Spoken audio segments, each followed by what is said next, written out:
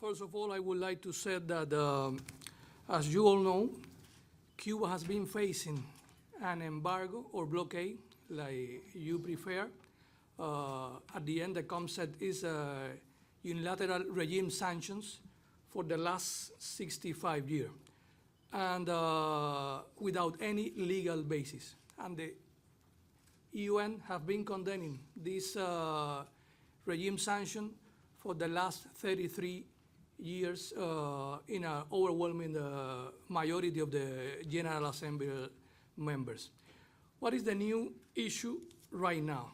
The new issue right now is that Cuba is facing an economic war, which is not only the embargo, but also that Cuba was included in the list of states sponsors of terrorism without even when the US Security Agency made a report at the end of 2025 saying that Cuba has not any link with the terrorism. But that means that the US government has canceled more than 300,000 ESTA visas for European citizens just because they visit Cuba as a tourist. So one of the consequences to be included in this list is that the US government canceled ESTA visas for persons coming from third countries that visit Cuba as a tourist. There is also a campaign of trying to cancel the health Cuban programs all over around the world. And even when some of the countries that have already canceled this program, they don't have the personnel to replace Cuban doctors and nurses. They have been doing because the US pressure.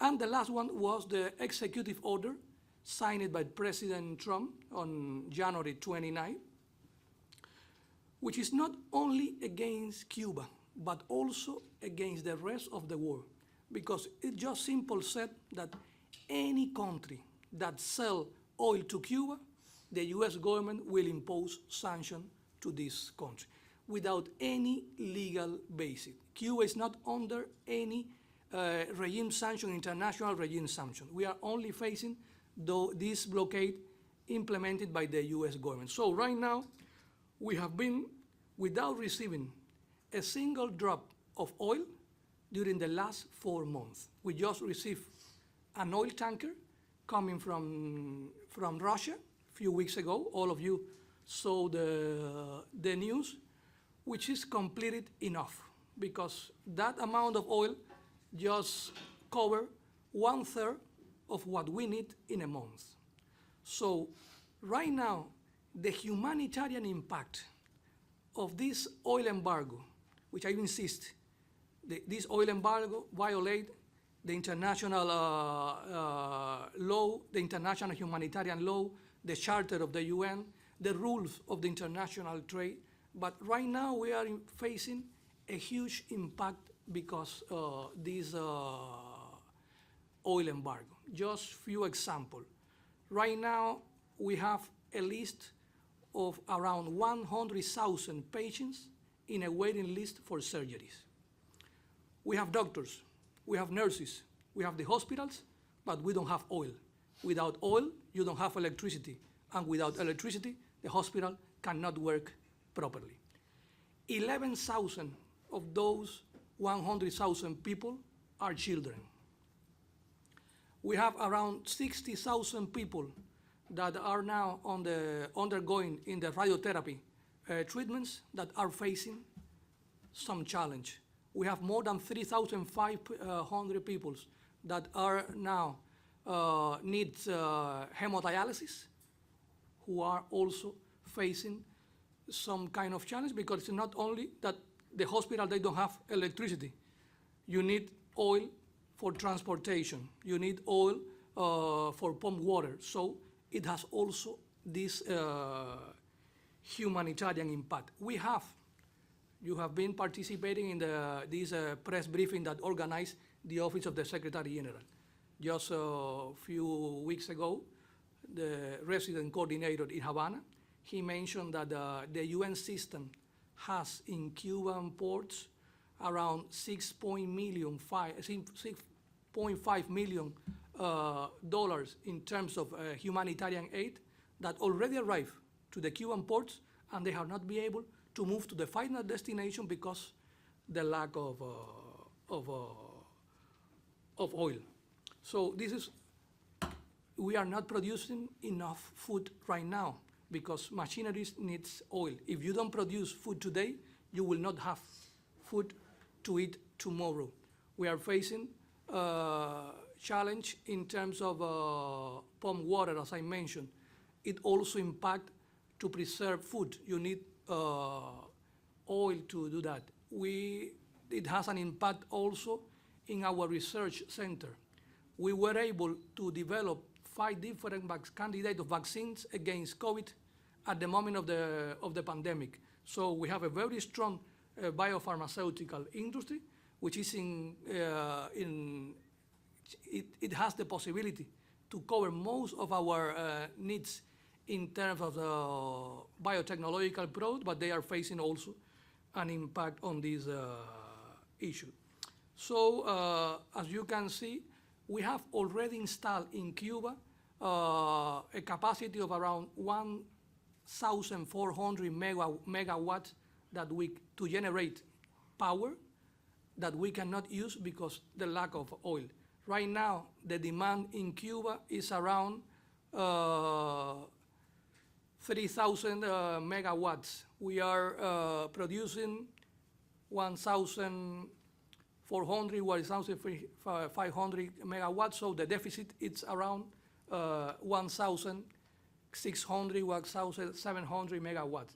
If we were be able to generate power with this capacity already installed, the situation in Cuba will be much better. A few days ago, we had blackouts of around 20 hours in Havana, more than 30 hours in the countryside. After we received this oil from Russia, the situation have been improving. The situation now it's a little bit better, but in the future, if we don't receive more oil, and we don't know when the next oil tanker will arrive in Cuba, because the spokesperson of the White House already said that there was one by one approval, and so we have to wait. But the point is that one of the main reasons for the situation that we are facing now is the lack of oil. But even in this situation, the country is work. The country doesn't collapse that someone are saying constantly. The health system is working. Even when we have this waiting list for surgeries, the health system is working. The education system is working. We have to adapt for the new situation, but our children are still receiving class. Our students in the university, they have online class. So we have been finding some solutions for this area. We have been installing a lot of solar panels all over around the country, especially in those social facilities, hospital, school, food production centers. So we are now generating during the day around 55% of the energy from renewable source. But at night, this is not the situation. So that's why it helps, but it is not enough. We are increasing our oil production, which is a very heavy oil. So it also helps, but it is not enough.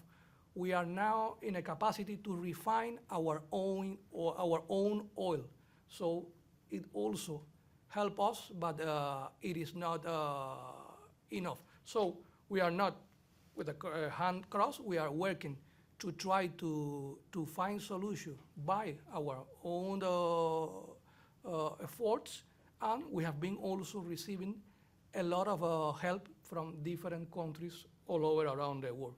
I already mentioned the oil tanker that arrived in Cuba a few days ago.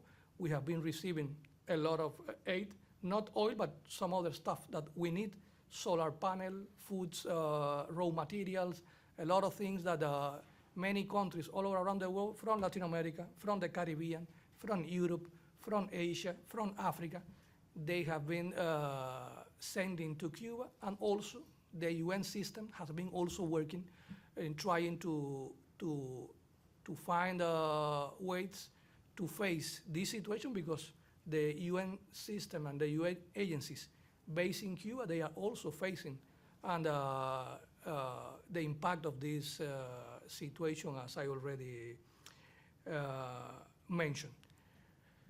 But as I told you, there is no collapse, no, the country is still working. If you take a look of our health indicators, for example, right now, you will see that the life expectancy of birth, it's above 70 years old, which is a very good rate if you compare with the rest of the country all around the world. The life expectancy, the infant mortality rate, it's very low.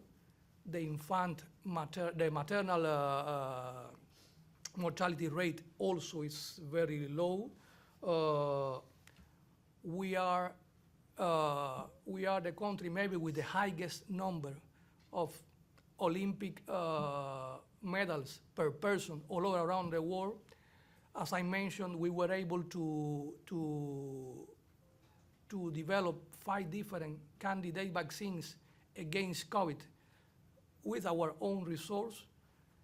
We have a very high level of education indicators, and all of this, it was a result, or it was achieved after 1959, after the triumph of the revolution. If you compare the situation in Cuba right now with many countries all around the world, you will see that we can show better results. And definitely, if you compare Cuba after 1959 and before 1959, you will see that our social indicators are much, much better.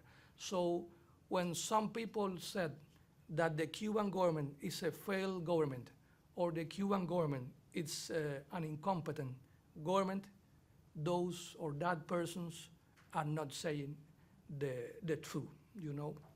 And finally, we have been also in a dialogue with the US government during the last 2 months. You know, we already announced that the first round of this talk took place in Washington. The second one took place in Havana a few days ago. We have been saying consistently for many, many years that we are ready and we really want a dialogue, a bilateral dialogue with the US government based on reciprocity, based on equal footing, based on respecting to sovereignty and independence, and based on not interference in the internal affairs of any of the country. I can tell you that whoever are negotiating, wherever are negotiating, whenever are negotiating, issues like regime change, like remove presidents, are out of the question. Non-internal affairs of Cuba are on the table. They were not in the past, they are not in the present, and they will not be in the future, you know. But it doesn't mean that there are some taboo issues on our bilateral conversation. We are open to talk about everything with the US.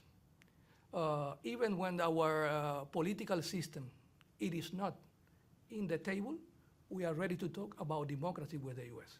They have their concern about this in Cuba, and we have our concerns about what is happening here in the US. So that's why we said what we mean. Well, that's what we means. That means when we talk about reciprocity. You know, if they talk about human rights, we are ready to talk about human rights also with the U.S. There is no, if they want to talk about compensations, we are ready to talk about compensations also based on reciprocity. They have their claim, we have our claim, because as I mentioned, the embargo had a billionaire impact in the economy of Cuba. We prove that it is possible to have a different relation between Cuba and the US. We had a short period of time that we have a different kind of relation with the US, and it was beneficial not only for Cuba, but also for the US. For example, and we have been saying also that we are trying to elaborate a bilateral agenda which includes all of these areas that we have the opportunities to talk and to cooperate in favor of our both countries with the US.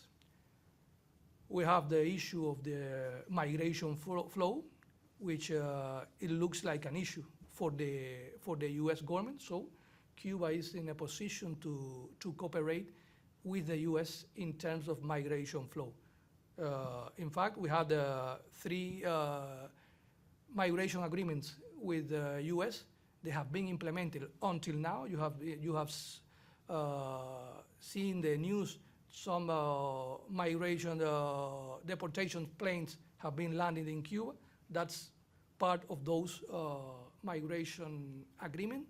And everybody knows that a destabilized Cuba, it could be one of the consequences of the destabilization of Cuba could be migration flows to the US.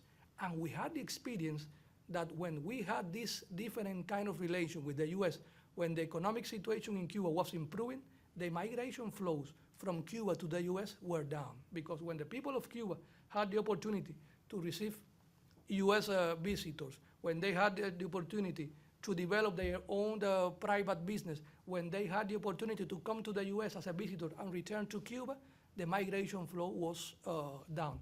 I was the director of consular affairs and Cuban living abroad for 8 years before to be appointed as an ambassador at the UN.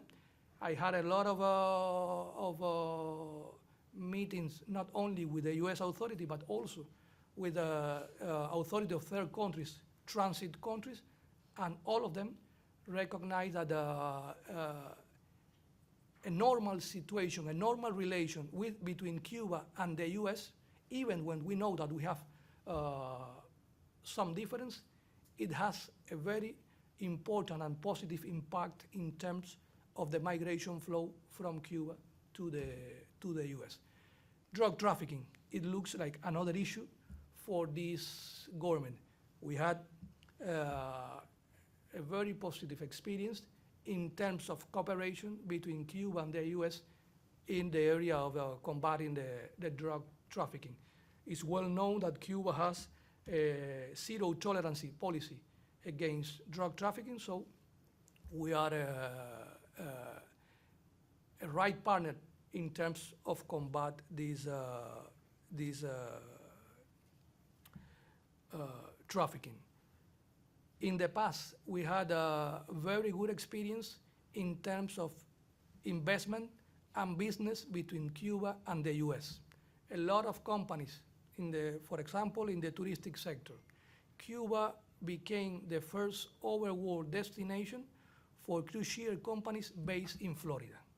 Some of them running by Cuban American people. So from July 2015 till December 2017, I think so, million of US citizens and Cuban Americans travel to Cuba, and not as a tourist, because there exists a prohibition that American people travel to Cuba as a tourist, but there was some kind of flexibilization in terms of the license, and millions of people travel to Cuba and see by themselves the real situation in Cuba. And when they return, at least they said it was not so worse like you told me before. So many and many more come to Cuba at that time. And the touristic sector was an area where both parts achieve a very important results.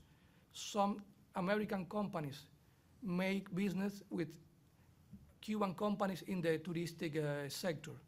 Agricultural sector, we are a market of around 10 million people. Plus, it could be, at that time, we were receiving around 3.5 million tourists a year.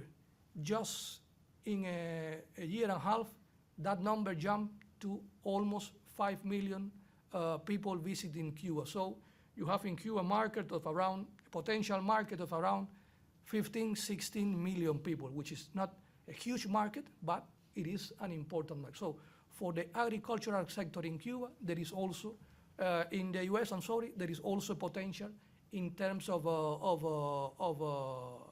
business with Cuba.